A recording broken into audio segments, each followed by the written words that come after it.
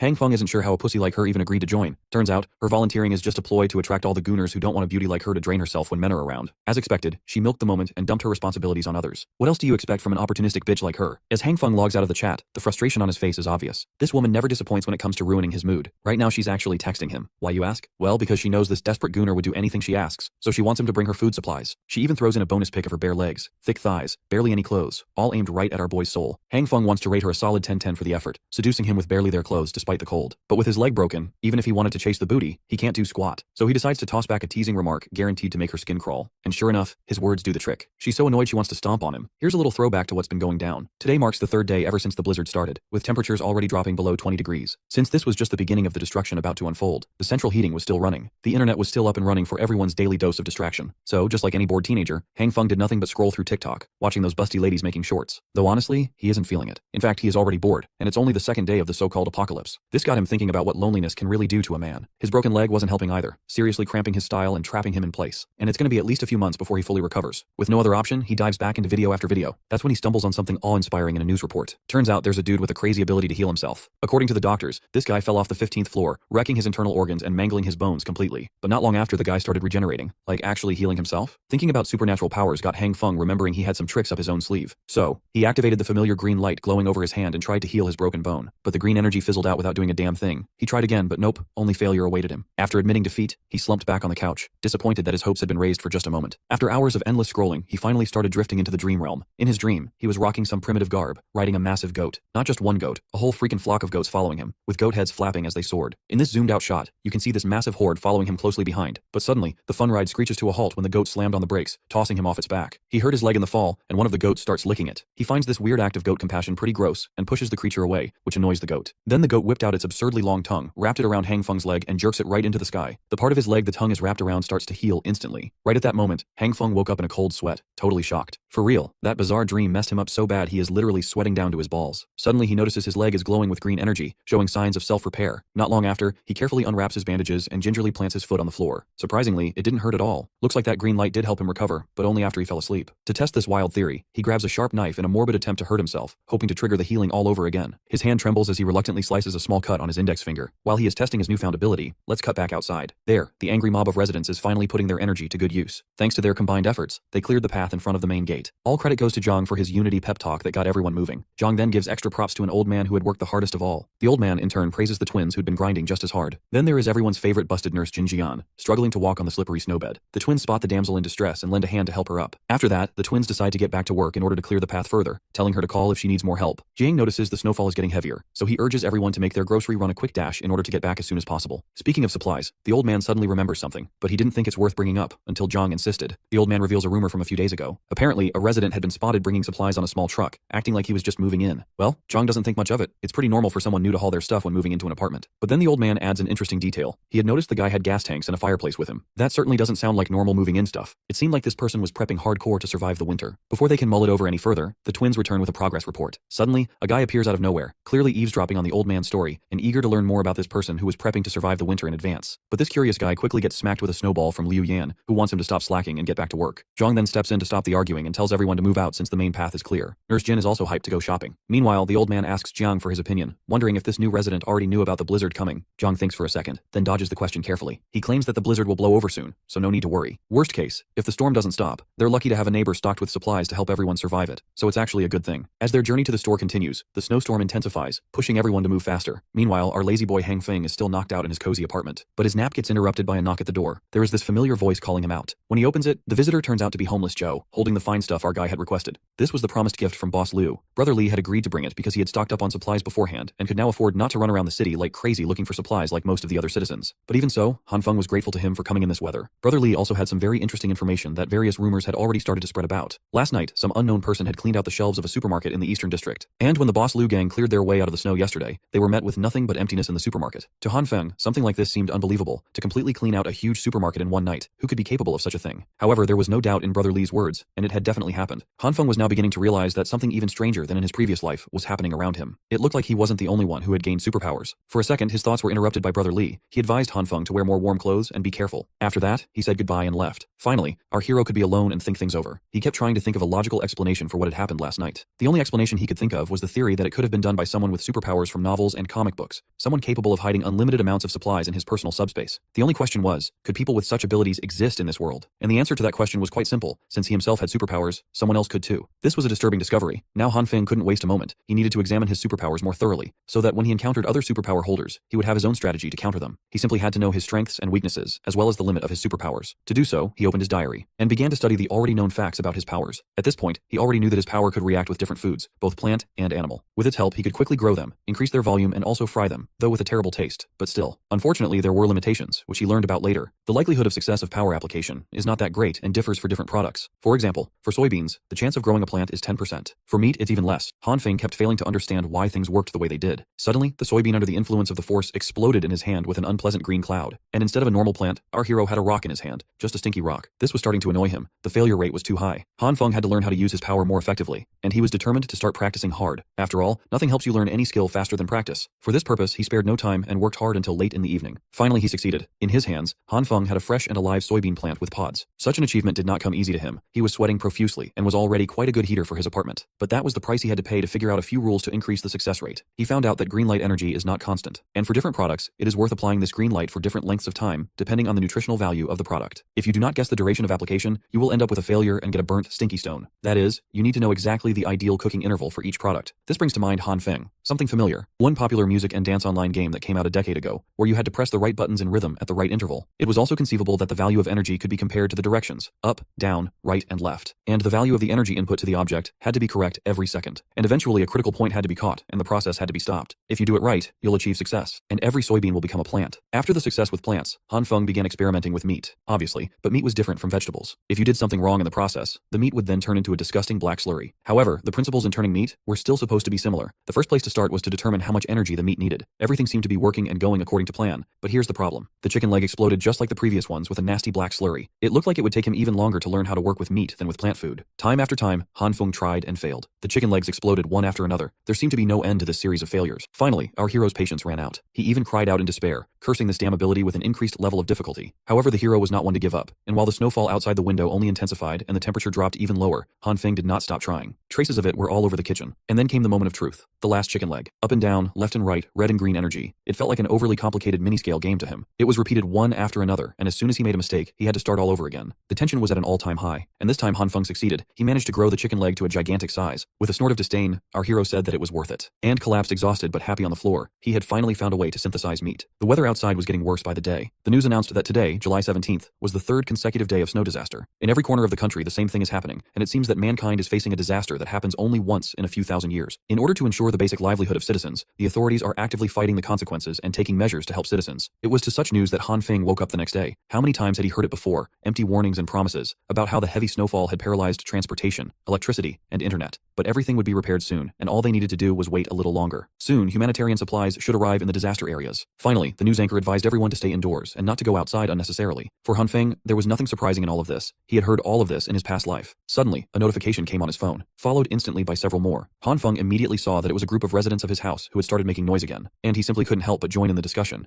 The noise around was unbelievable. Everyone was discussing the morning news. Some believed that the rescuers would come and help them. Others thought it was all empty promises and made plans to save themselves. Only one avatar stood out from the crowd and asked the gullible if they really believed what was being said on the news. It was old Uncle Liu, and he absolutely did not believe what was being said on TV. If everything was under the control of the government, the rescue teams would have arrived long ago. Instead, he had heard rumors from old friends that the government was assembling armored vehicles, tanks, and other heavy weapons in City A, the capital of the country. They are probably preparing for the war that is about to break out. After hearing the very real possibility of an all-out war against an unknown enemy, a chilling silence swept through the group chat full of paranoid survivors. Then came the eruption of concerns, asking Uncle Liu if what he said was true. If it was, weren't they basically done for? Meanwhile, Han Feng was just fascinated by the coming up of the issue of war. He had heard something about this progression in his previous life. Mr. Zhang interjected to quiet all the noise. He asserted that if what Uncle Liu said was true, then they had to start taking survival measures to save everyone. Some owners in the neighborhood had already run out of supplies. With support resources from the government still uncertain, he proposed organizing for those who were facing difficulties. He passionately suggested that those with ample supplies donate some of their stash. To serve as an example, Mr. Zhang pledged to donate half of his supplies to anyone in need. Other owners quickly discussed what was being put forward in hushed tones. One guy wholeheartedly agreed with Mr. Zhang's proposal, as everyone was just trying to get through the crisis. He pledged to donate what he could and even roped in Hyiona. She knew this crazy guy, Wu Kuan-yu. That man was trying to humiliate her in front of everyone just because she rejected him before. So, Hyiona had to play some defense, bringing out her meek girl persona, while apologizing as she didn't have any spare supplies left. Most of her simps immediately jumped to defend the witch. This little commotion almost made the plan to organize impossible, as they couldn't even unite themselves with selfless acts. But donations eventually started pouring in. A lot of people must have been moved by Mr. Zhang's impassioned speech. Food, clothing, medicine, all the necessities were put forth. Mr. Zhang expressed his gratitude to those who were willing to help. Since there were quite a lot of people to manage, he thought it wise to appoint some owners to take charge of the operation. He would naturally lead the team. It would be an interim emergency committee responsible for planning and distributing donated supplies. Han Feng smirked as soon as he read the announcement. This interim committee thing happened in his previous life too. Sometime later, it would be revealed that it was all a scheme to take other people's resources. Today was the 19th of July, the 5th day of the apocalypse. Temperatures outside had already dropped to negative 40 degrees. Now was finally the day when the building's central heating system was no longer running due to the extreme frost. Everyone was desperately thinking and trying ways to keep their bodies warm without the convenience of heaters. Some managed to make a tiny fire inside their homes. It was the same as the previous timeline. It was terrible now, but the situation would only continue to get worse. The exception to this was our MC, of course. Han Feng was set with all his failed experimental charcoals, perfect for fueling his fireplace. On the table was a fizzy iced cola and a scrumptious slice of strawberry cake. As for Han Feng himself, he was doing what most of us would do in his situation, playing single-player video games while not giving a damn about the outside world. But his peace would be interrupted by a sudden phone call. Taking a break from gaming, he picked up the call while sipping on Coke. On the line was the person in charge of Block 8. They planned to clear the roads in 20 minutes and were in need of manpower in the basement car park. Han Feng resisted cursing this random guy out. These people still didn't get it yet. The snow wouldn't stop piling up. Against his will, Han Feng still chooses to leave the comfort of his home and go down to the main lobby. He reckoned falling out with the neighbors would be troublesome now. He must lower the possibility of his secret being discovered after all. From the first look at the gate, everyone could see the snow had already trapped them in the building. Other volunteers were pissed that the paths they had cleared before had been erased with the highest snow pile they'd ever seen. Deciding to at least get the door open, the volunteers saw Han Feng and called him over to help with opening the entrance. They placed their whole body weights into the door and pushed at the count of 3. Much to everyone's surprise, opening the entrance let in copious amounts of snow and opened the lobby up to the frigidity of a raging snowstorm. The storm was too extreme, and none of them could take the cold. When you get close enough to the storm, even opening your eyes could become a possible injury. Han Feng regretted leaving his cozy couch to subject himself to manual labor and frostbite. If people went out in that weather, death wouldn't be far-fetched. Thankfully, the rest of the volunteers also came to the same realization. Only an idiot would try to go out in that temperature. Speaking of idiots, he was finally here. A voice that sounded all too familiar in Han Feng's ear. It was none other than Homeless Joe, also known as Brother Lee. He was roasting everyone for for acting like cowards when they needed to be imposing at tough times like this. The volunteers shivered in their boots while trying to talk Brother Lee out of his stupidity. No one should go out in the harshness of that snowstorm. Brother Lee was built different though. First, he finished the cigarette he was smoking in one puff. Pumped to go in like the madman that he was, Brother Lee plowed through the snow, trapping everyone in with his hands. The dumbass started chanting like an anime character while literally punching the snow, scattering the pile all over the place. He continued doing this for a while. He even managed to dig a homeless Joe-sized hole in the middle of the human-length pile of snow. Then came the silence. After a few moments, all the volunteers could hear were garbled pleadings for help coming from under the snow pile. The others had to drag homeless Joe out of the snow. His face looked purple from the cold and being trapped under the heavy snow. Volunteers finally decided that venturing outside was impossible and closed the gate. Han Feng ran up to Brother Lee, trying to make sure that the stupid gangster was all right. He asked everyone to go to the car park first so they could look for the person in charge of attendance. They could always decide what to do next when the snow stopped. With such a severe blizzard rampaging throughout the world, people were no longer in a situation where the problem could be solved with manpower. In the building's car park, it seemed like the atmosphere was a little more comfortable on account of it being underground. Mr. Jiang, the de facto leader, was surrounded by the owners as always. Upon receiving reports from the lobby, he concurred that the clearing operation should take a pause. Also, from now on, the basement car park will be the designated donation and collection point. Han Feng stayed low-key in the background. This was the first time he had met that guy with the surname Jiang from the group chat. This meant that this was the guy who had spearheaded the establishment of that eventual scam committee. With his kind and well-spoken demeanor, Mr. Jiang would manipulate everyone with politeness and the illusion of support and unity. Mr. Jiang commented about the overwhelming downpour of donations from so many owners. These generous donations would help those who were struggling, and for that, he was grateful. The general vibe in the car park was quite positive. People were feeling good about their selfless acts. It gave them a false sense of unity as they worked on the same goal of survival. Han Feng knew something they didn't though. They just had to wait and see as the disaster continued to go on for an eternity. They would soon regret giving up their resources. Brother Lee, still shivering from the stunt he tried to pull earlier, decided to head up first and say goodbye to Han Feng. Looking around the car park, Han Feng noticed someone eye-catching. It was that airhead nurse that he had met in the hospital when he broke his leg. She was wearing some type of cute winter onesie while clumsily carrying a stack of boxes. She was clearly struggling to navigate her way through the crowd of people standing around the committee. Given her awkwardness, she eventually bumped into some of the guys standing around. She would have slipped straight to the floor if it hadn't been for Han Feng swooping in to save the day once again. While holding her in her box, he asked if the blushing nurse was okay. When she finally opened her eyes, she expressed her thanks for the save and eventually recognized Han Feng from the hospital. Then she remembered that his leg was supposed to be severely injured. He shouldn't be in the condition to catch falling maidens. Realizing that he acted before thinking about the current situation, Han Feng struggled to think of a way out. He stumbled over his words before getting out that his speed of recovery had always been great since he was young. It was very unconvincing with all the nervous gestures. Fortunately, the nurse was too dense to gather any kind of untruthfulness from his words and actions. She just found his recovery speed to be fantastic. Han Feng offered to help lift her boxes. She declined at first, saying that they were heavy, but our boy insisted. It took a little bit of convincing, but she eventually entrusted the boxes to him. As soon as he got both hands on the supplies, he was flabbergasted by how heavy they actually were. They were unnaturally weighty. Curious, he asked her what was inside. She explained that these were mainly medical supplies that she was donating to those in need. She also acknowledged that it might be a little too heavy, and that she would be fine carrying them to the donation point. Entranced by her beauty and kindness, you could give Han Feng a few more pounds to carry, and he would never complain. Since she claimed to be stronger than most guys, the nurse kept reminding him not to push too hard. When asked if she'd always been strong since she was young, she became a little guarded while answering that there was a reason behind it all. Hearing those cryptic words made Han Feng naturally curious, but she looked uncomfortable telling the story, and apologized for bringing it up. It's just that something happened recently that she can't quite explain. Also, they'd been talking and walking for a while now, and she still didn't know his name. Han Feng politely introduced himself in turn. The angelic nurse also dropped her name, Jin Shui. Based on her big smile, it seemed like she really appreciated this unexpected meeting. He was speechless whenever he saw that smile. He would have been in, but Nurse Jyn asked what he does, and he truthfully answered that he was unemployed. Talk about fumbling a baddie so close to the finish line, my boy. But thanks to manhwa logic, an impatient man just happened to pass by, knocking Nurse Jyn off balance. Struggling to maintain her balance, she eventually fell on Han Feng. He was the only one she could grab to stabilize. This also led to her soft breasts pressing into Han Feng's arm all of a sudden. Having zero riz, Han Feng just stood there and savored the moment. Nurse Jyn immediately pulled away and apologized while Han Feng tried to say that it was no problem. This would have been a perfect first meeting if it hadn't been for Hyiona rearing her ugly head to approach Han Feng like a sleepless zombie. You could see the effects of hunger and cold taking a toll on her. Like the parasite that she is, the witch immediately pounced on Han Feng, deliberately rubbing her chest against his arm. Grabbing him slowly, she asked who the pink-haired lady was, and if she was a friend. Nurse Jyn immediately felt awkward and grabbed the boxed supplies away from Han Feng's hands. She just wanted to get her donations logged and not interrupt two friends chatting. Han Feng asked why Hyiona was down here while he regrettably watched Nurse Jyn scurry her way to the donation point. The witch explained that she came to get some supplies, noting that she was worried about Han Feng, given his inactivity. He scratched his head and told her that he was just about to send a message. She called him a liar, seeing as he was happily chatting away with another lady just now. Then came the inquiries about whether he had any spare food supplies at home. She claimed that she was almost out of food and was wondering if she could share some of Han Feng's. He didn't get pissed off or anything like that. On the contrary, he smirked. Continuing his simp act, Han Feng claimed that he didn't have much food left either, but could spare some to share. But he'd only share food with people who reply to messages. Acting forward, he grabbed the witch by the waist and asked if she would be willing to accompany him to his place for a few days. Not used to the more confident version of her supposed simp, the witch lost her composure for a second. She pushed him away and smiled. Hyiona insisted that if Han Feng wanted to chat, they could just do so online. Taking that as a flat-out rejection, Han Feng turned back to head up to his place. Being in a very desperate situation, the witch grabbed him before he could get far, telling him to wait up. She asserted that he had changed quite a bit recently. Hyiona also claimed that she had always been very serious about her feelings. With the most convincing puppy eyes imaginable, Hyiona professed that she didn't want people to think that she was just with Han Feng for his money. So, she's going to need a little more time for something more serious. Han Feng looked at her act with a blush on his face. Thankfully, he checked himself immediately. If he hadn't already died once by her hands, he he would have believed those words, but right now he just wanted to tear her ugly mask off. The thing is, he still hadn't found out who the man behind the witch was. Thinking about it now, why would he even go look for the guy when he could just act and proceed like he did in his previous life, until Hyiona naturally brought the man over? This time he'll be more prepared. Sure, they have a steel bat, but Han Feng has a sniper rifle. Realizing this, he decided not to rock the boat too much and joked that he was just teasing her. Now, the witch was feeling a little ashamed of putting on another acting masterclass for a joke. Still, Han Feng asserted that he would wait for her message so he could deliver some food supplies the next day. With this, they finally bade each other goodbye. She even told him to hit her up if there was anything he wanted to talk about. As the witch exited the car park, an evil smile crept up at the corners of her vile mouth. Unbeknownst to her, Han Feng wasn't the one being played this time around. He really liked tormenting her on the low-key. 2 days passed without Han Feng contacting the witch. This turned into Hyiona blowing up his phone with angry text messages about the delivery of the promised supplies. Han Feng was just letting all the salty messages pile in while he ate a piping hot steak meal paired with some fizzy drink. How good would it be to eat some good food while tormenting a witch who killed you in the previous life? Finally, figuring out the method to make some blissfully delicious meat was a game changer. The cold weather outside was perfect for such nice and warm food inside. While everyone was miserable in the cold, this guy was actually sweating it out in his bathrobe. Absolute Chad. He hadn't been just lounging around these past few days either. He conducted numerous experiments that allowed him to confirm two important things. First, his meat could not be expanded limitlessly. Second, just like soybeans, meat could be reproduced without a limit. His experiments had already yielded pounds and pounds of it. For every full stalk of beans sprouted, he would use half to grow more beans and eat the other half. He could freely apply the same principle to meat. Under the red and green light, half a steak and a handful of soybeans could produce a whole piece of steak. Exploiting the same process over and over would yield an unlimited amount of steak. After conducting numerous tests to put this hypothesis to the test, he concluded that he wouldn't have to worry about eating good food in the future. Some TV stations were still sending out reporters to chronicle the unprecedented snowstorm on its 19th day. It was August 2nd now, and even the picturesque islands of the Maldives near the equator had reached average temperatures of -42 degrees. The entire island had been engulfed by ice and snow. Even the ocean was freezing at a speed observable to the naked eye. It was unreal. According to expert readings, the ice layer had reached 55 centimeters deep. Similar situations could be observed in other countries near the equator, the supposed warm territories. Watching through his massive entertainment center, Han Feng scoffed at the news coverage. In reality, the situation in the outside world was far worse than the media's portrayal. He was peacefully sipping on his daily red wine when a sudden noise from outside sent a shock to his system. Han Feng hurriedly made his way to the window and opened the curtains. He could see a building engulfed in fire from a distance. This was the 7th explosion incident in the past few days. Even Han Feng was clueless about the cause. But what was certain was that this was not a good sign. There had been a ramp up in the number of military helicopters flying through the city too. If he was clueless, so were the rest of the survivors. The situation outside was causing panic among the residents. All of them were basically camping around the basement car park to trade for goods and food supplies. Human greed knows no limits, so there were many residents taking advantage of others, leading to several conflicts and altercations. At the center of all this was Mr. Jyn, who was still playing the role of the reliable leader who provided necessary resources to the destitute for free. Today was a special day as Han Feng decided to go down to the basement car park with the other survivors. He'd only been out of his place for a few minutes, and the cold was already getting to him. Every time he exited the comfort of his home, he regretted his decision. The real reason he came down was to gather some useful information. If it weren't for that, he wouldn't have shown his face to these people ever again. Before he was given the chance to reset, he remembered a rebellion sweeping through the neighborhood. If memory served him right, it should be related to the people in this basement. Right now, they were still standing by their promise to give away resources instead of outright scamming people. To find out what was really going on, Han Feng decided to do some detective work on this messy and chaotic gathering. Based on the long lines in the collection area, it looked like the number of households facing shortages was relatively high. At the front of the line, a man was complaining about how few resources he was getting when he had donated several large boxes of supplies, while Mr. Jyn insisted that everyone was given an equal slice. With a single canned good and one sausage in hand, the man demanded his donated resources back. But the committee couldn't really do that. Since the disaster was ongoing, Mr. Jyn urged the man to look at the bigger picture and promised to pay back the man in cash several times over once things settled down. But a promise of money for an uncertain tomorrow wasn't worth anything right now. Finally, other people in the line started speaking up against the whiny man. They bashed the guy, telling him to stop being so shameless and move along. It didn't take too long for a mob to form around the idea of hating this shameless man who just wanted a few more supplies for his family. They were thoroughly under the influence of the interim committee. Han Feng knew all too well that there was no way for the people in charge to concede their resources in this current situation. But placing yourself on higher moral ground against those who donated more resources at the start of the crisis was equally shameless. Speaking of shameless, the man, the myth, the legend, finally made another appearance in the basement. It was none other than homeless Joe.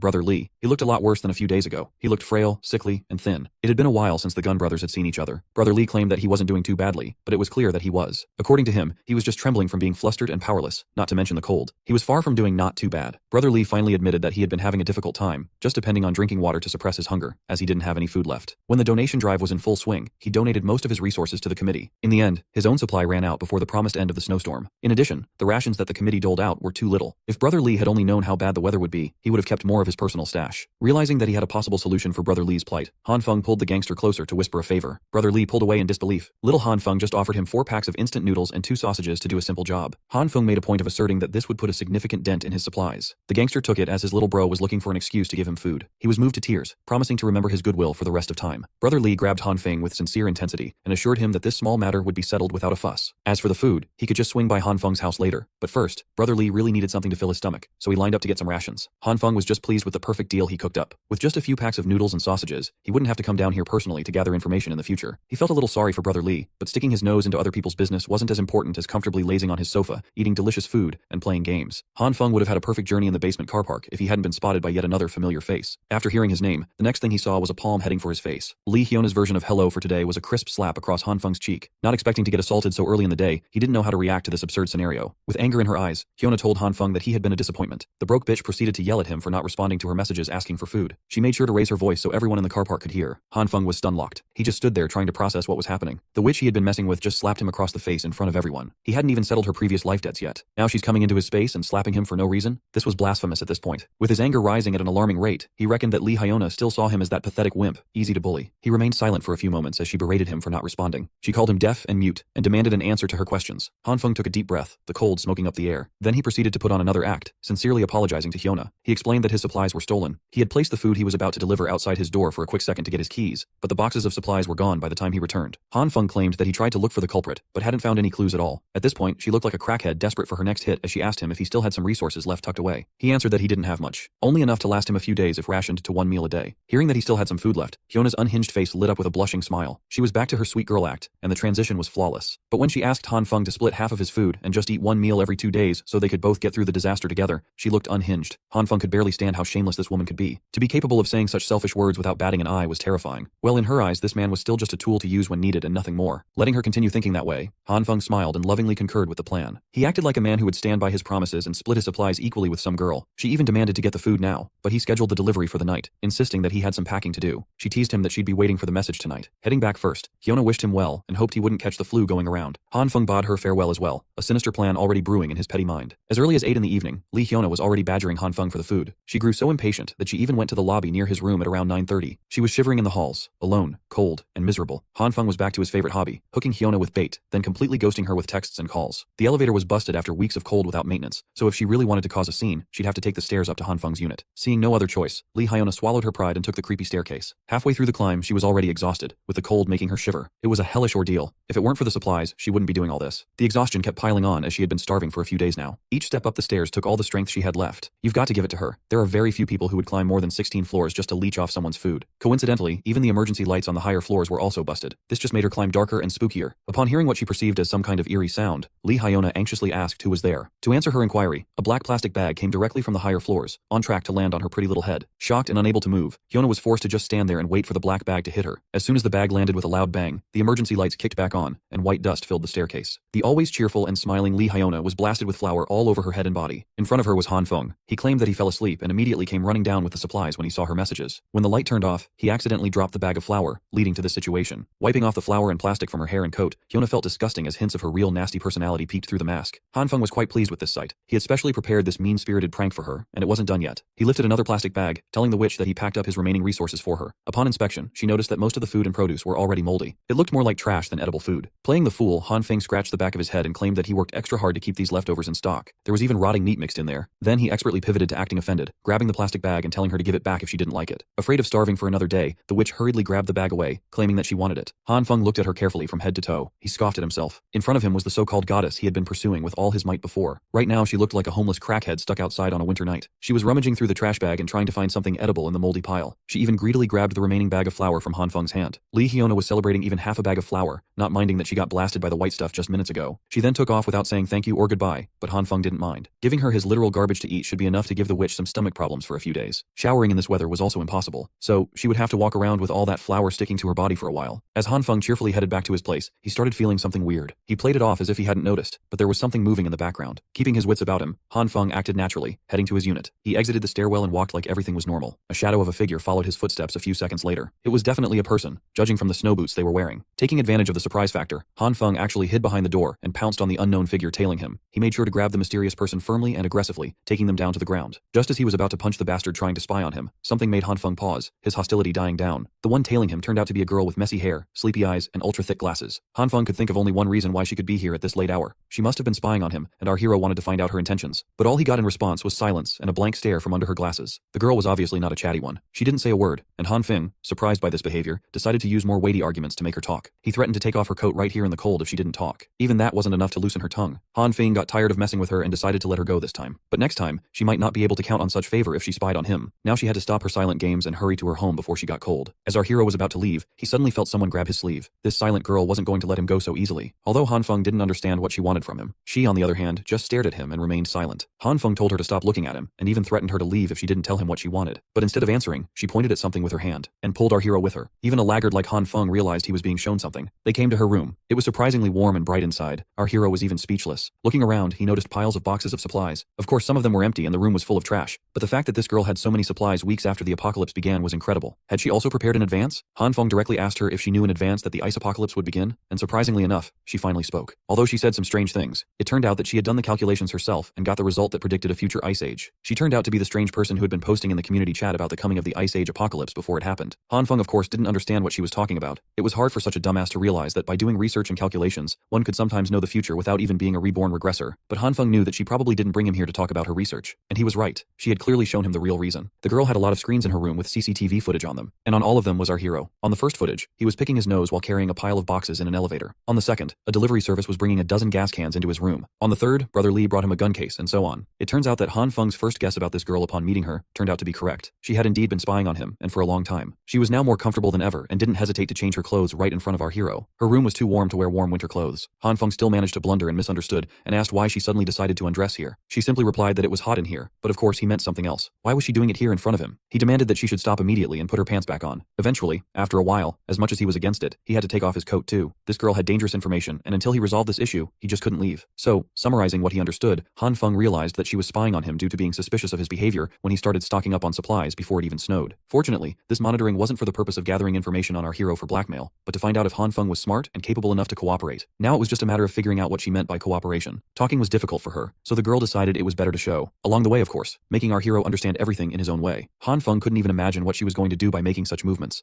Of course, pulling out the generator from behind the bed. Instead of what you think she was going to do, she just wanted Han Feng to teach her how to use the generator. She was a master of all things computers and books, but the everyday skills necessary for survival were critically lacking. After a while, the generator was up and running steadily. We'll leave out the fact that running a generator in a room is a very bad idea. Let's assume that this generator was hydrogen powered and was fairly quiet. Han Feng hoped that this would be the end of her requests, but that wasn't the case. Her blue eyes were asking for help again, this time with the hot water boiler. Our hero quickly set it up and now she should have hot water around the clock thanks to the generator's power. But still, Han Feng advised her to save water and remember to close the tap. Next, she asked for help with the refrigerator. It was an unimaginable mess, and our hero had to teach her that raw meat should be put in the freezer, not in the refrigerator, otherwise it will quickly spoil. Also, she had to keep everything clean or she would soon get sick, and he wasn't going to do all this for her. She had to do it herself. Han Feng couldn't understand how she had lived to this point without knowing such basic things. He even had to show her how to change and connect the gas cans to the stove. She had to remember the safety precautions and clearly repeat all his actions. It only got more complicated from there. Han Feng had to teach her how to cook and roast food on the fire. Finally, when our hero was completely exhausted, a delicious dinner was ready, and he advised her to eat while the food was still hot. He himself couldn't understand how he'd gotten to this life. He had to spend all day babysitting an adult child. His new friend's ability to take care of herself was too low. Although she didn't seem to be embarrassed at all, the dinner was just too delicious. Han Feng realized that there was no understanding on this matter and awkwardly excused himself by saying that he was just joking. He was incredibly tired for the day and couldn't dream of anything else but his warm bed. Turns out he wasn't the only one tired during the day. When he turned his attention to the girl, she was already asleep, and the table with food as a bed suited her just fine. This was the first time Han Feng had ever seen someone fall asleep while eating, but still, he decided to carry her to the bed. Who would have thought that he would spend the day teaching a child? During the night, the snowfall only intensified and the temperature dropped even lower. Han Feng had just woken up, and he already had guests demanding his attention. It was the same girl again. She had brought gifts to thank him for his help. Even our hero was surprised by her generosity. She had brought so much, but after Han Feng took the boxes away, she continued to stand at the door and wasn't going to leave at all. That look he already knew. She wanted to ask for another favor. She had brought a generator with her and asked him to teach her one more time. She didn't seem to have memorized yesterday's lessons, so Han Feng had to start all over again. After a few days of talking to the girl, he realized that she was a complete idiot when it came to survival. She was also critically lacking in common sense and understanding of what was appropriate and what was not. But she didn't give up, and every day she dragged Han Feng to her room to be taught survival and everyday skills. After a while, she finally managed to cook something remotely edible and resembling a meal. Even such a cooking skill Han Feng considered an improvement. Previously, even dogs wouldn't want to eat such a thing, but in an ice apocalypse, even humans would line up for such food. After so long, Han Feng finally decided to find out the girl's name. She introduced herself as Zhao Xingan. It was still a mystery to Han Feng why she spoke so strangely and what was wrong with her, but he wasn't going to leave her to her fate. Meanwhile, downstairs in the basement where supplies were being distributed to the needy residents, things were not calm at all. The hungry residents were fighting amongst themselves for what little supplies they had left. Chaos reigned, and the residents began taking supplies from each other, arguing that no one could prove whose supplies it was. The weak simply fell from powerlessness, and the strong tried to grab more. It seems that the quiet days in this community are over.